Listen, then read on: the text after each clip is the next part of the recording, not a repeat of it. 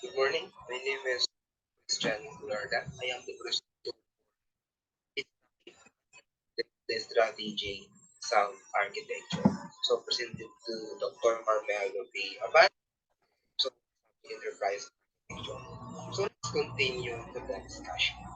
So for introduction, implementing the strategy sub architecture is a critical step in aligning organization capabilities according to the Roles Act, and this involves designing an enterprise architecture that supports the organization business model, processes, and IT infrastructure, and developing an implementation plan that outlines the actions needed to close the gaps between the current desired state. What should be the current desired state, especially when they're blocking the IT infrastructure of a certain organization or their strategy? So, strategic architecture, this is the way that business comes together the ground up. This includes such as piece of information, as the stakeholders, the missions, and the visions of a certain company. Other important aspects include the plans for operation that affords strategies and actions needed to accomplish them. So, what are those different strategic should be managed or accomplished? Especially when we're talking architecture of a certain organization, their missions and the visions of a certain company. Some architectures refers to the specific plan or framework that an organization or company uses to achieve its overall strategic goal. It is a component of a broader enterprise architecture, which encompasses the organization's entire structure and system. So when you say strategic sub-architecture, it all refers to the specific plan or framework that an organizations may have so that their architecture, their vision and plan, or their system, the entire organization will occur accordance what their plan, how to implement an effective strategic architecture plan. So first, define the organization's overall strategy. So implementing an effective strategic architecture plans require careful planning and execution. So it's just not, oh, I will do this, I will do that. No, it should be undergo within a process that could identify. So for the first one, define the organization overall strategy. A strategic architecture plan should be built around the organization's broader goals and objectives. This means that the first step is to define and communicate the organization's strategy, including the missions, the visions, and the value, and specify specific goals. So, what are those mission and vision that we need to define so that in the broader goals of the organization we obtain what are their goals and visions and the value that certain goal.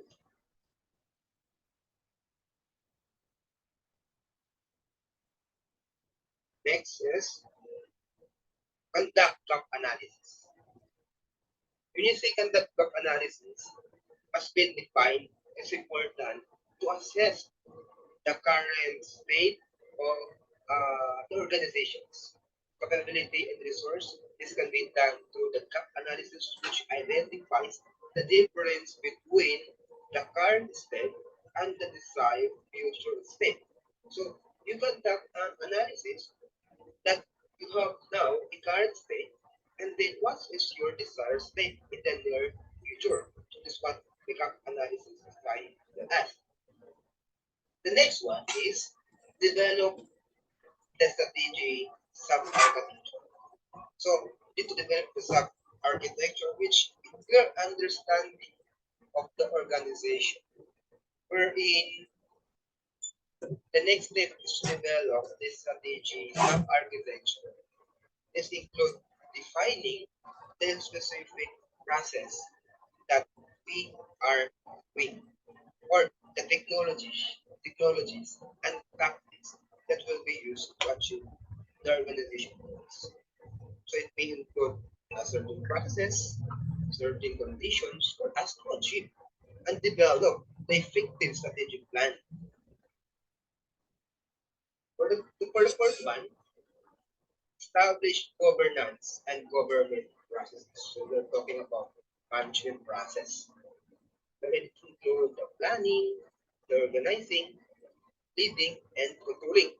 Implementing a strategic architecture require effective governance and management processes. This include defining rules and responsibilities, establishing communication channels, and ensuring that resources are allocated appropriately. So let's focus on the resources that should be allocated properly. What should happen if we allocate the resources improper or in an inappropriate way, or we do not have enough management process or governance in a certain organization?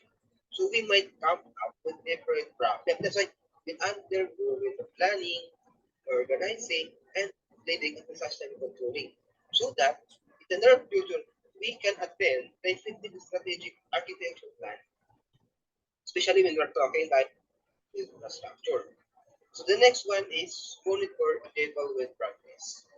So coming from the poor, average, good, until such time you are excellent to uh, certain part or certain uh, work on your certain organization. Once the plan is in place, it's important to monitor progress and evaluate the effectiveness of the strategy sub-architecture. This allows organization to make adjustment and improvement as needed. So where is the time that we need to monitor and evaluate the different process? It is not just because we're done the management processes, we're done with planning that we will not take to monitor and evaluate the progress. So as you can see in the word, we have like a ladder from coming poor, average to excellent, so that in the near future you will upgrade and adjust the improvement as needed. So let's say you need to upgrade your infrastructure, your IT infrastructure, so that because you are well monitored, you have an evaluation practice, you can do that easily. That's the advantage on how to have an effective strategic architecture plan. Next, how to implement an effective. Okay, for the sixth one, continuously refine and adapt. When you say refine and adapt, it's something that we need to adapt certain technologies. Finally, an effective strategic architecture plan is never truly finished. Never truly finished because we are always, as technologies emerge and rapidly evolving, it should be continuously refined and adapt to reflect changes in organization goals, market conditions, and other factors. We need to consider those things or those factors so that whatsoever happened in the near future, if you remember, as I said earlier, we mentioned the gap analysis wherein from the current status and to future or what your future goal status by continuously refine and adapt. So we need to consider some other factors or market conditions that should be complied. Now, let's talk about the benefits of having strategic sub-architecture. First is the clear alignment with organization strategy, improve uh, execution, increase agility and capability, better resource allocation, and improve communication and collaboration. First, by developing a strategic, by developing a strategic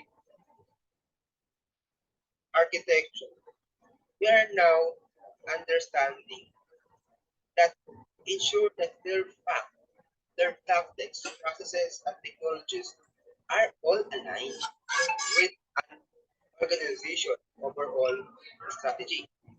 Because what we are trying to do is this help us ensures that all departments and teams are working towards common goals.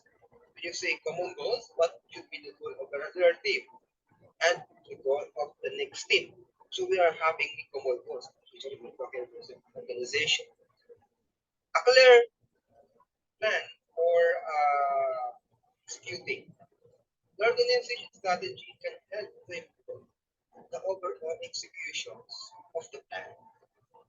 By defining specific processes and technologies, organization can improve efficiency and effectiveness in achieving the goals. Especially we are talking different goals and different structure, obstacle as to obtain the goal. Then for the next one, strategic sub-architecture planning can help organization allocate their resources more effectively by defining the gaps in analysis. By that, their strategic architecture plan can help to improve communications and collaboration within a certain organization where they belong. By providing common framework for understanding the organization's strategy and goals, department and team can work together more effectively without having an issue with that. I think I believe that this benefits and help us to understand more about the sub-architecture block. Let's go to steps involved in implementing the strategic sub-architecture. Or the goal, una, define the strategic objectives, conduct ability assessment, develop an enterprise architecture. So the first step in implementing the strategic sub-architecture is to define the organization's strategic objectives. This might involve defining the goals, the target, and the metrics that the organization want to achieve and developing a clear understanding of the competitive landscape, market trends, and customer needs, especially the customer needs. Then the next one is to conduct a capability assessment that will define the gaps between the organization's current capabilities and the requirements to achieve the strategic objectives. What should are those requirements? This might involve analyzing the organization business model, processes, and IT infrastructure, identifying the area of inefficiency. Then the next one is to involve assessment. The next step is to sub-architecture that support the organization business model, processes, and IT infrastructure. This involves defining the organization architecture, application architecture, and technology architectures, roadmap, or implementing the other architecture part. This is the next one. For the fourth one, let's go talk with develop an implementation plan. When you say implementation plan, with the enterprise architecture in place, the next step is to develop an implementation plan that outlines the actions needed to close the gap between the current state and your desired state. So we need to close the gaps. Then the next one is to have an plan. Implement the plan. Once the implementation plan is in place, the next step is to implement the plan by assigning the severity, allocated resources, and monitoring progress. The plan. This involves creating new teams or departments, especially when you are leading certain tasks or certain groups. So you need to develop to create a new teams or certain departments that support the implementation, developing process to support the transformation and implementation use to manage increase and the workload. Then after implementing the final stage is to evaluate the effectiveness and adjust the plan as necessary. This involves assessing outcomes, objectives, and making any necessary adjustment to the plan provided ensure the ongoing process. So By this, so we are trying to involve, create, and manage effective and how we can create a uh, effective strategic architecture or plan so that our organization can adapt the trends, especially for now that the emerging technology is evolving rapidly. So we need to adapt. Uh, well, we are creating the analysis for us others or creating. So in conclusion, and implementing the strategies of architecture is a complex and iterative process that requires careful planning, execution, and evaluations. It involves aligning an organization capabilities and resources with its strategic objectives and designing an enterprise architectures that support transformation by following the steps outlined above. Organization can achieve their strategic objective and driven sustainable growth. So that's what we're recording. So thank you very much for listening and watching my video presentation about SaaS architecture. So for the continuation, let's go with define the strategic goals. So this part is the step, the same practices of strategic SaaS architecture. First, define the strategic goals and objectives of the organization, identify the gaps between the current and desired state of the organization, develop the implementation plans and outline and actions needed to close the gaps, design the organization structure, processes, and system to support implementation of the plan, implement the plan by assigning responsibility, allocating resources, and monitor practice, of course, evaluate the effectiveness of the implementation and adjust the plan as necessary.